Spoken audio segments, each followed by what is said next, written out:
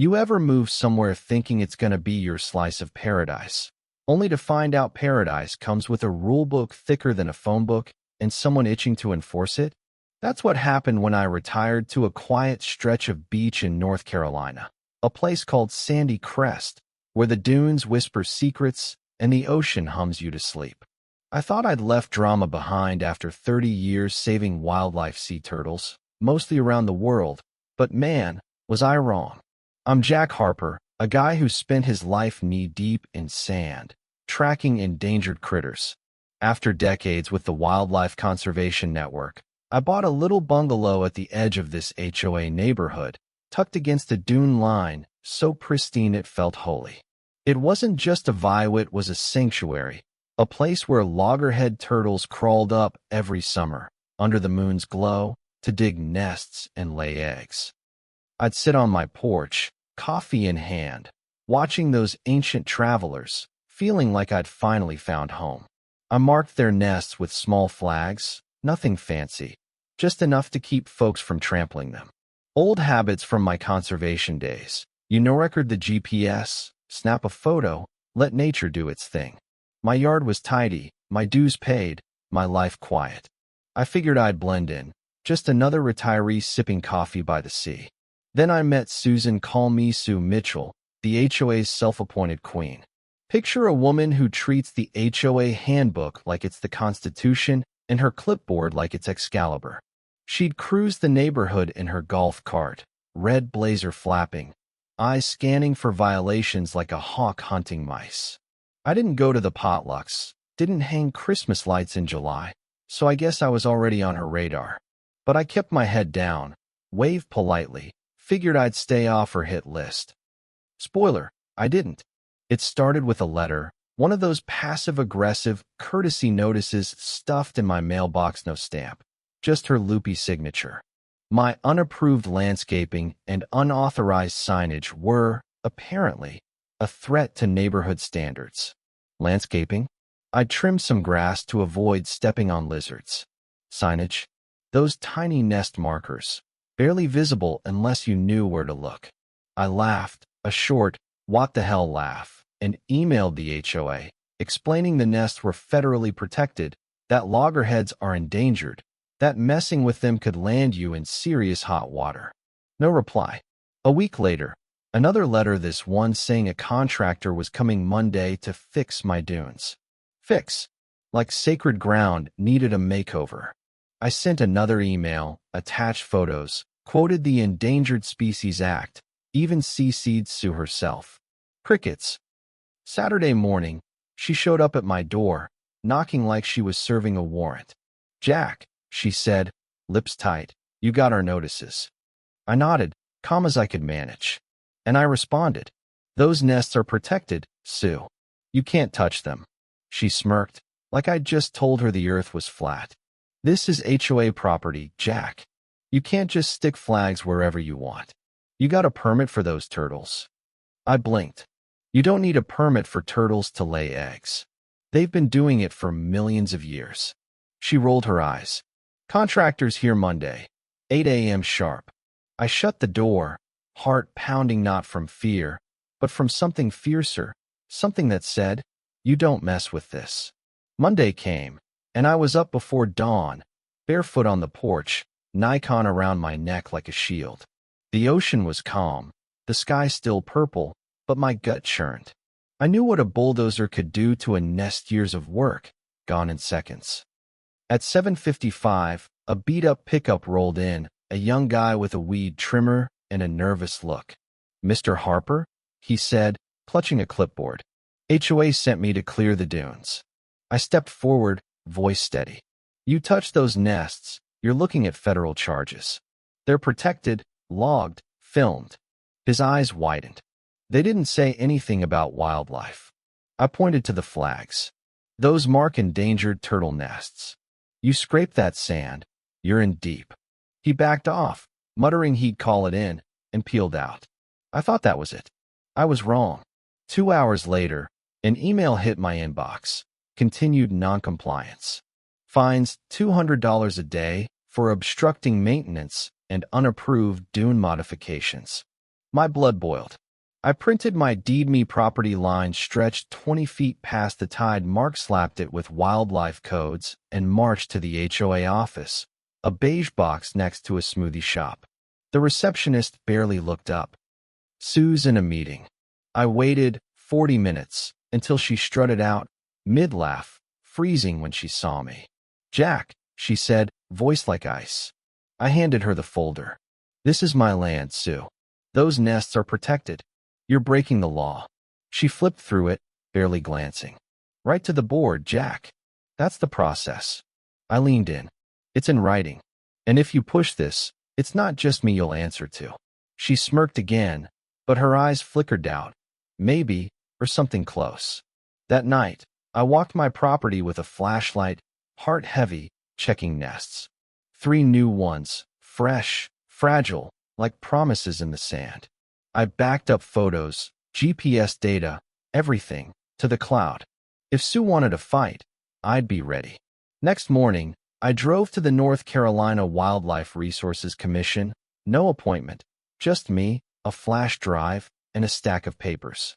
Officer Carla Vega met me. All business, her sun-weathered face unreadable. I laid it out: mails, photos, footage of Sue's golf cart circling my dunes. "They were warned," I said. She nodded, flipping through my files.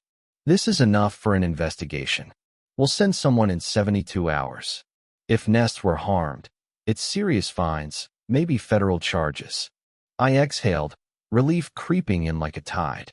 2 days later, I woke to a roar that didn't bellow. A bulldozer, yellow and mean, chewing through my dune line, right where Nest 09B sat. I ran outside, shirtless, yelling, "Stop that machine!" The operator hesitated, but Sue stood there, arms crossed, smirking like she'd won the lottery. "This is common property, Jack," she shouted over the engine. "We have permits." I stepped closer, phone filming. "This is my land, Sue. You're trespassing, destroying a protected nest." The operator cut the engine, looking spooked. "You didn't say anything about turtles," he told her. She snapped, "Just clear the grass." I zoomed in on the crushed nest. The flag snapped, sand churned into a scar. "You just broke federal law," I said, voice low, camera on her face. Her smirk faltered, just for a second. The operator bailed, muttering about his license, leaving Sue alone, her blazer flapping in the wind. I knelt by the nest, sifting through the sand, finding a broken egg, soft, unformed. My throat tightened. Sue muttered something about her lawyer, but I didn't look up. I couldn't. I uploaded the footage to my private YouTube, unlisted, sent it to Carla, and waited. By afternoon, she replied, "Officers dispatched tomorrow. Don't touch the site." That night, Sue knocked on my door, all fake smiles. "Jack, let's not make this a thing. It's just grass, community standards." I cut her off. "You bulldozed a nest, Sue. This isn't about grass. It's about consequences." Her smile dropped. "You'll regret this," she said, and stormed off. The next day, 2 wildlife officers arrived, badges gleaming, faces grim. I walked them to the dune, showed them the wreckage.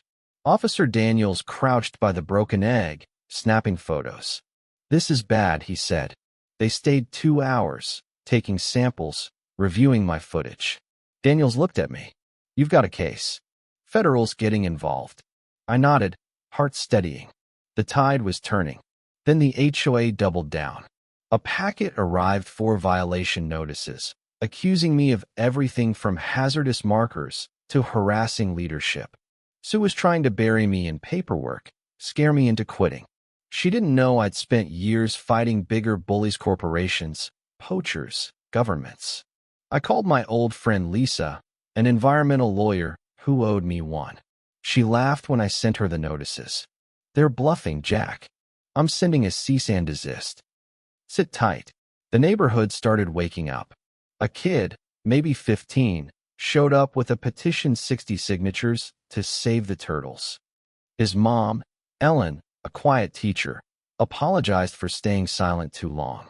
"We saw the bulldozer," she said. "It wasn't right. Then a local news intern, Mia, asked to film the kids for a segment. I said yes, but only if they blurred the nest locations. The story aired. HOA versus nature. Sue's name wasn't mentioned, but her red blazer was hard to miss. Then came the bombshell.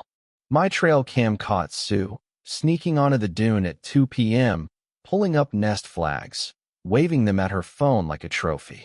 I sent the clip to Carla and Daniels. An hour later, Daniels called. She's done, Jack. That's tampering with a federal site. We're charging her obstruction, maybe worse. That evening, federal agents knocked on her door, body cams rolling. I got the footage later via FOI Sue, in full makeup, snapping, "This is harassment." Daniels, cool as ice. "We have video, Ms. Mitchell. You're required to appear in court." Her face crumpled, panic setting in. The HOA unraveled fast. The treasurer quit, then the secretary. Leaked emails showed Sue had paid her cousin's company triple the rate for dune cleanup. No bids, no oversight. The neighborhood chat exploded. Residents demanded answers, posted turtle signs, painted murals. At an emergency meeting, 100 people showed, spilling into the parking lot. They voted Sue out, unanimous. She posted a rant online, blaming extremist Greens and me. Nobody bought it. Her house went up for sale, windows dark, hedges dying. We rebuilt. Neighbors planted sea oats. Kids made turtle signs. A local college sent biology students to install nest covers. One morning, I saw flipper tracks hatchlings, dozens, stumbling to the sea. A girl, maybe 10, cried, hugging her dad. I turned away, throat tight, camera off. The state sent a letter, gold seal and all, recognizing our community stewardship.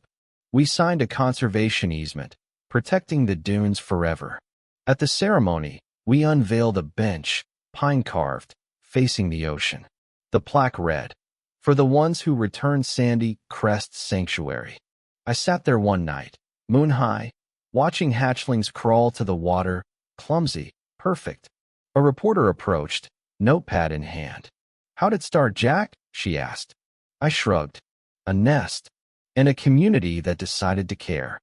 She smiled, sand in her shoes. The turtles kept going, into the waves, into the world. So what do you think? Was it just about turtles, or something bigger? Have you ever faced a Sioux, someone who'd rather bulldoze than listen? Drop a comment. Share your story. I am reading everyone. This beach, it's proof. Sometimes, the smallest things like an egg in the sand can change everything.